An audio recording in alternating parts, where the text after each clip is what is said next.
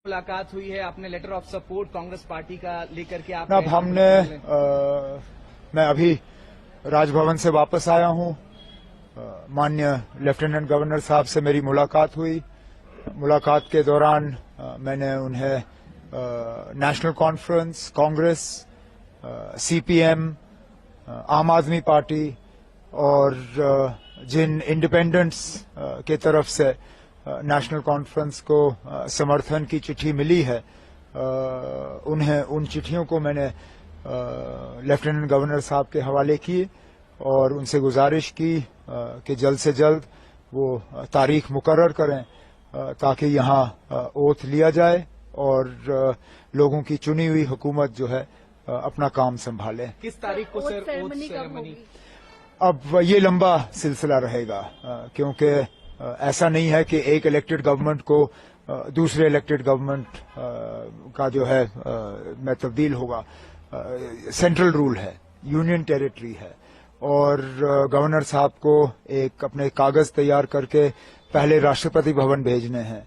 राष्ट्रपति भवन से वो फिर होम मिनिस्ट्री में जाते हैं। होम मिनिस्ट्री अपना उसमें प्रोसीजर करके वो जो उनको अपनी कागजी कार्रवाई करनी होती है वो सारा करके वापस आ जाता है।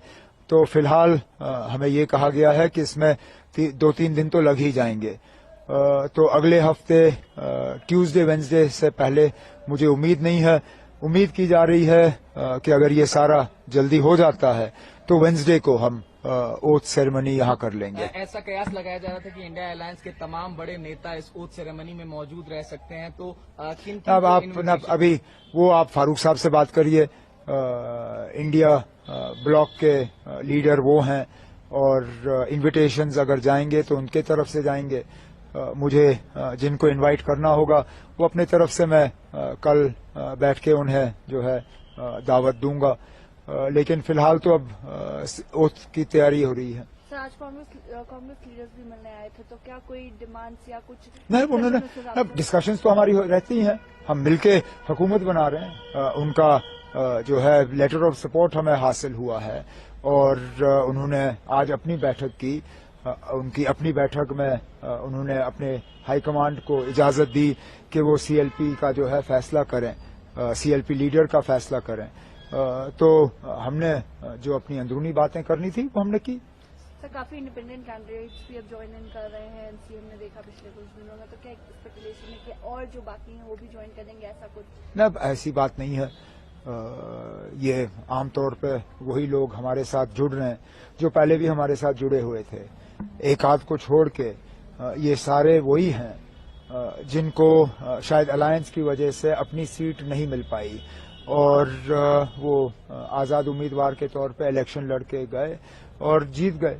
अब वो अपने नेशनल कॉन्फ्रेंस के साथ में वापस आना चाहते हैं और एक आध ऐसा है जो नेशनल कॉन्फ्रेंस में रह के हमारे साथ एक नया रिश्ता कायम करना चाहता है, जिसकी हमने सराहना की, जिसको हमने वेलकम किया और इन्हें लोगों के वोट हासिल हुए क्योंकि लोगों की उम्मीदें हैं कि उनके इलाकों में काम होंगे और मेरा फर्ज बनता है कि उनके मैं जो है हाथ पकड़ के उनके इलाकों में उनकी मदद करूं। सर, एक आखिरी सवाल।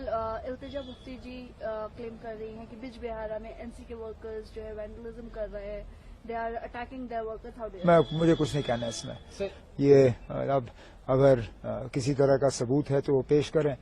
जिनके खिलाफ इल्जाम लगे हैं वो तो उनके खिलाफ अब केस करने के लिए तैयार हैं, डेफेमेशन के। अब ये अदालत को फैसला करने दीजिए कौन सही है कौन गलत। सर, जम्मू डिवीजन के इग्नोरेंस का एक बड़ा आरोप लगा। कोई इग्नोरेंस नहीं है ना, कोई इग्नोरेंस नहीं ना। आप पता नहीं एएनआई को डिप्टी सीएम का क्यों इतना शौक है?